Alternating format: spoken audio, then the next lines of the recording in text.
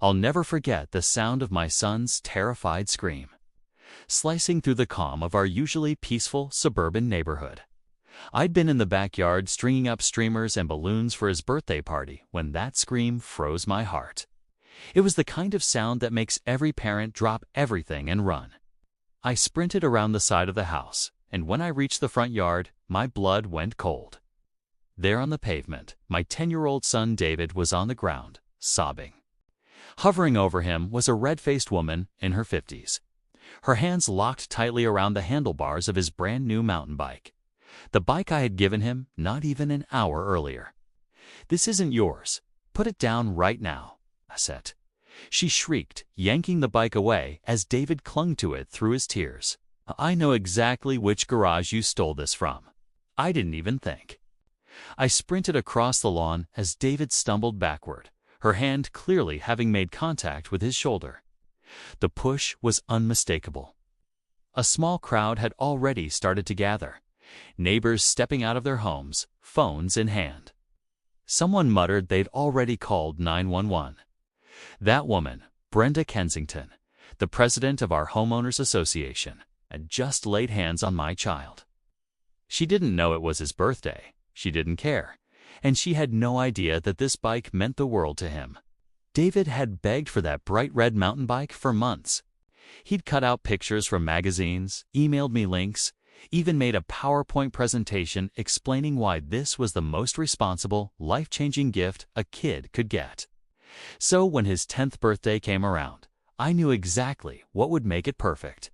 I'd hidden the bike at my sister's place for weeks.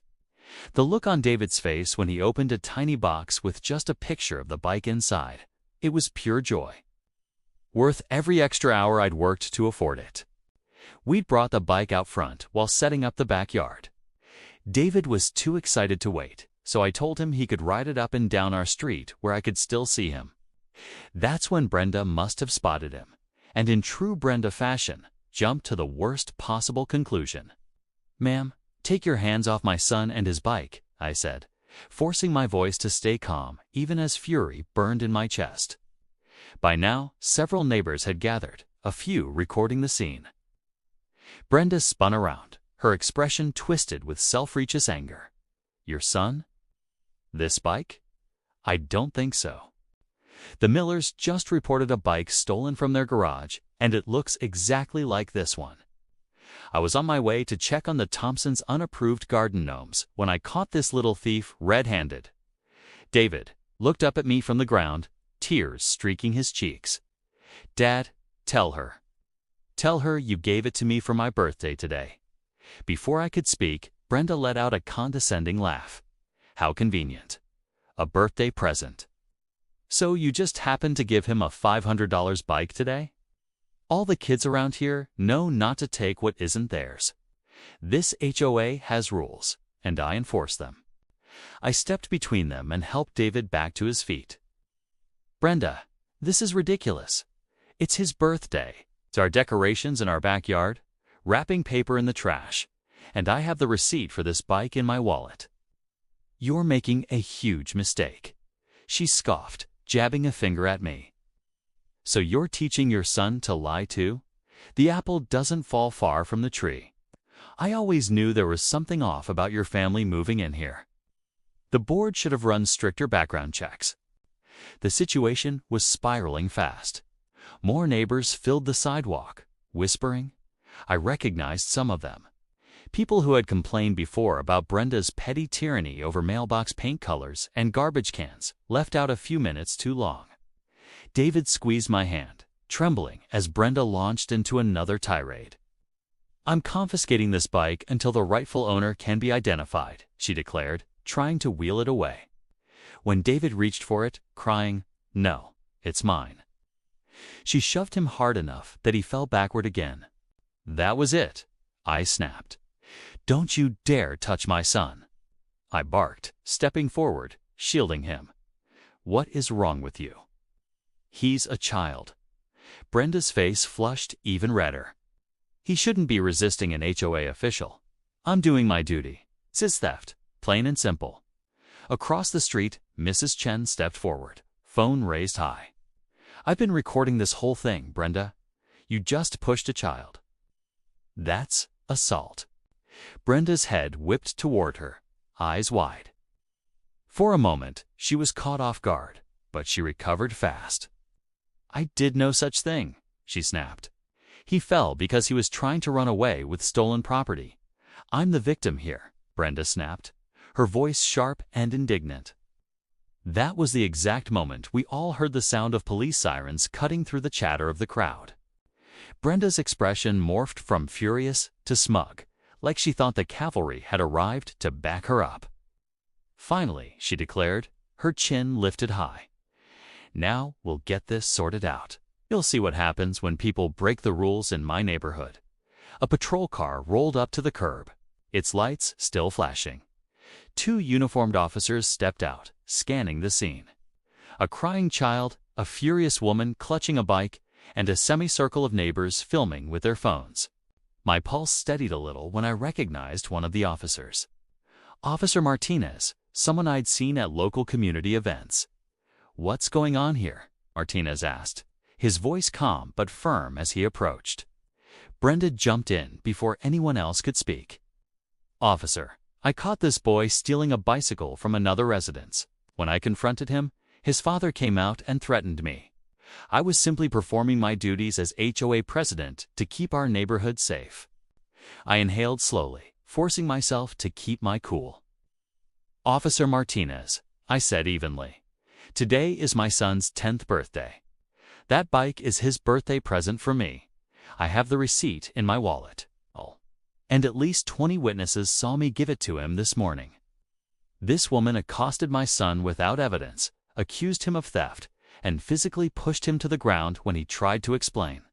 Martinez turned to Brenda. Ma'am, did you physically touch the child?